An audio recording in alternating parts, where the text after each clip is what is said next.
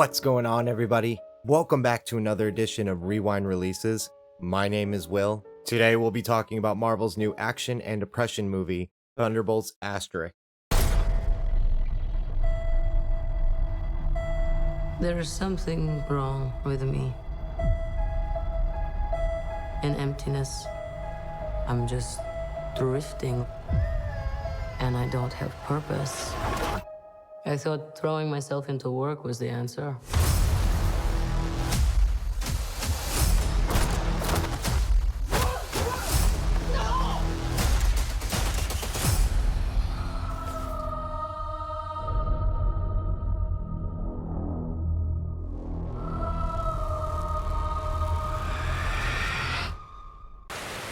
2025's Thunderbolts was directed by Jack Schreier, starring Florence Pugh, Sebastian Stan, Louis Pullman, David Harbour, Wyatt Russell, Hannah John Kamen, and Julia Louis-Dreyfus. With a budget of $180 million with $100 million in marketing costs, Marvel's new film is performing well at the box office, having grossed $130.3 million domestically and $272 million globally as of this recording, on top of having a 94% audience rating and an 88% critic score on Rotten Tomatoes and a 7.6 out of 10 on IMDb.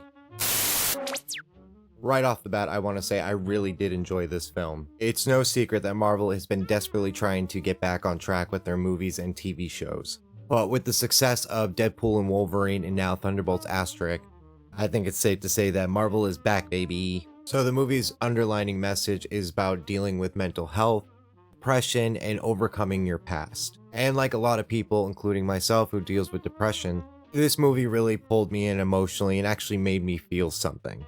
And now with that being said, this movie kind of beats you over the head with it. Everyone in this film is depressed. I mean, Yelena is sad because she was abducted and trained to be a killer at a very young age, and now she's lonely and tired of killing people for money. Wow. Red Guardian is depressed because he's old, he misses the glory days, and now he drives a limo.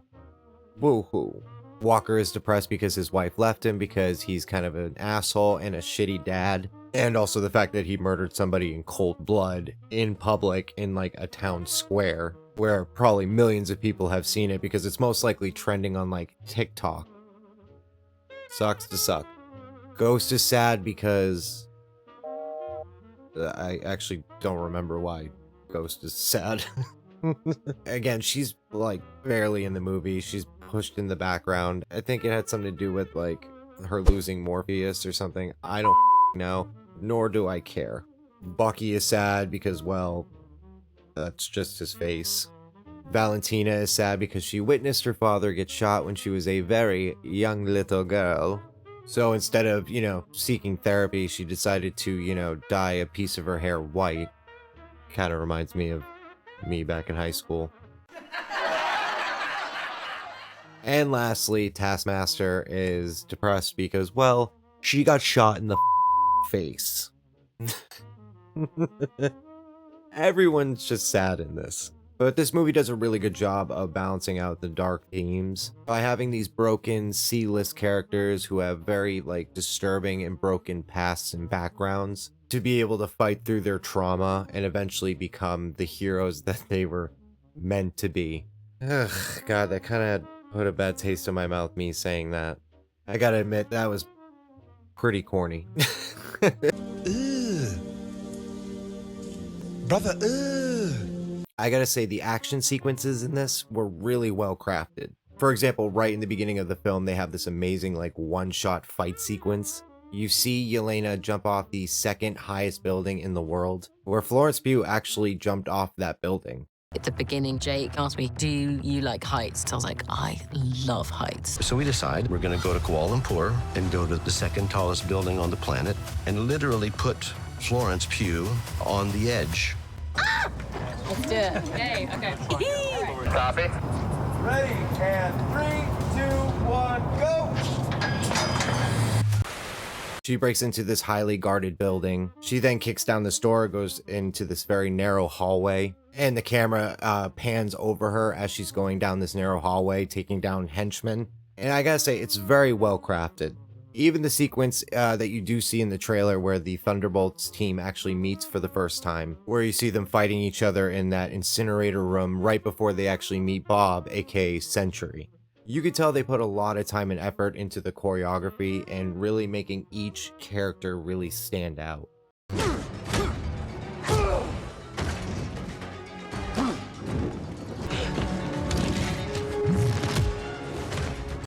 I really did love the dynamic between Red Guardian and Yelena. I won't lie, I did get a little emotional. There's a part when Yelena is yelling at Red Guardian during like the third act, where she's confessing to him that she really needed her dad when Natasha had died. And you also find out that it's been a year since they've actually spoken to each other. It's just really heartbreaking.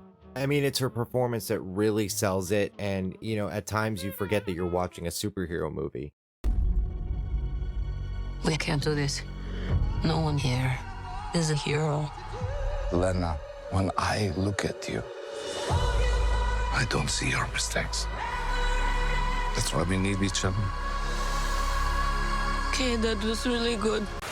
Now, I'm not super familiar with the character of Sentry. I do think Lewis Pullman is an amazing actor. I really enjoyed his portrayal of Bob, and you know, at times it really felt like childlike. I thought the continuous battle of him trying to be Bob and also the darker side of the Void trying to take over, I thought was very interesting. And I gotta say, I really dig the costume. I mean, it looks pretty close to how it looks in the comics. I do think it would be funny if we got a deleted scene of Bob sitting in the bathroom dyeing his hair. There's a bit that's in the third act where the Thunderbolts meet Sentry, where he's all decked out in his costume. And Ghost looks at him and asks if he dyed his hair blonde. And I think it would just be hilarious if we just got like a really quick scene where we see like Sentry sitting on the toilet while wearing like a shower cap, while wearing his costume, while he's sitting there waiting for his hair to change colors. It just kind of reminds me of like the shawarma scene in Avengers.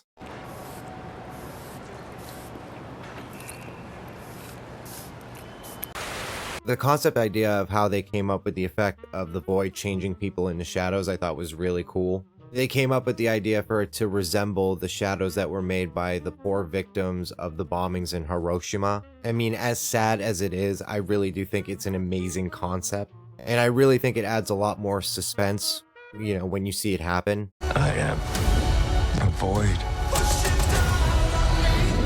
Look what you unleashed. You can't outrun the emptiness. Oh, and I cannot forget to mention that this movie does the Dark Knight truck flip, but they up the ante by not just doing it once, but they do it twice. What? And the second time they actually flip Red Guardian's limo, which I can only imagine must have been painstaking to actually get that thing to flip. I really appreciated that this movie, you know, didn't end like most Marvel movies do, where they didn't have this big blue sky beam, or they have this big alien invasion or big battle sequence, where the movie's third act basically resembles, you know, Eternal Sunshine for the Spotless Mind. Yelena ends up getting turned into a shadow, which teleports her into her darkest memories that keep repeating over and over again. But what was nice was, instead of a fight sequence, it was Yelena having to basically talk down Bob / the Void, where you see her trying to comfort him, to let him know that he's no longer alone, and that no matter what, whatever the Void is saying to him, people do actually care about him. And I think we can all agree that, you know, everyone in this world has felt that they were alone and worthless.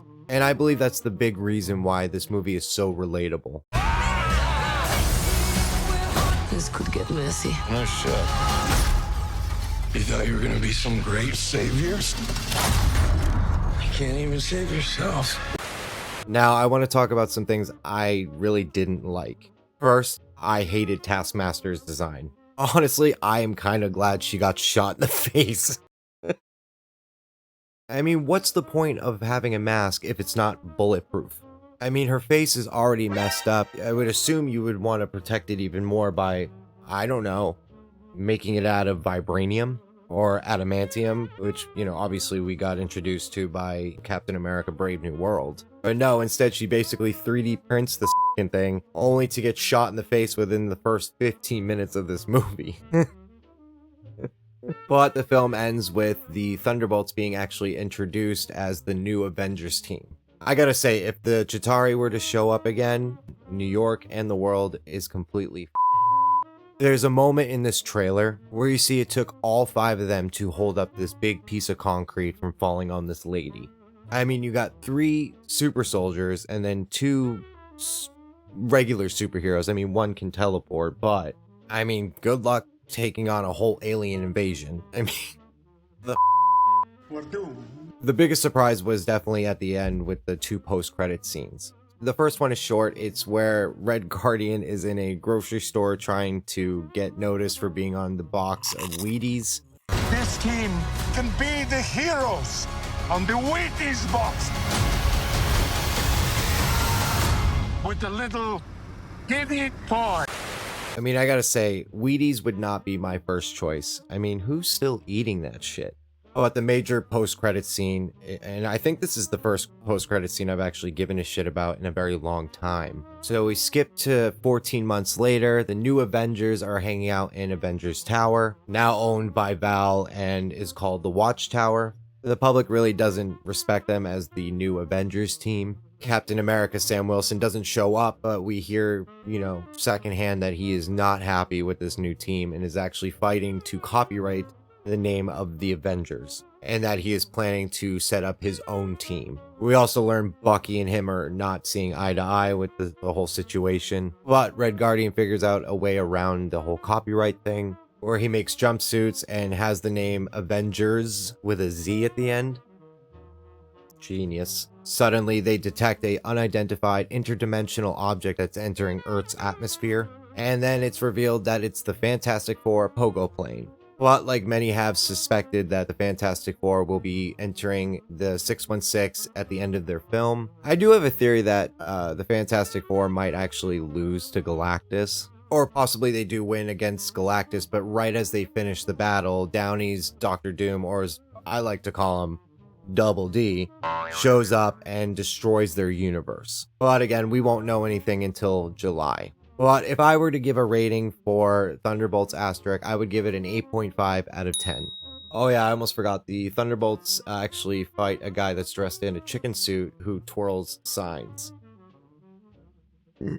Just figured I'd mention that.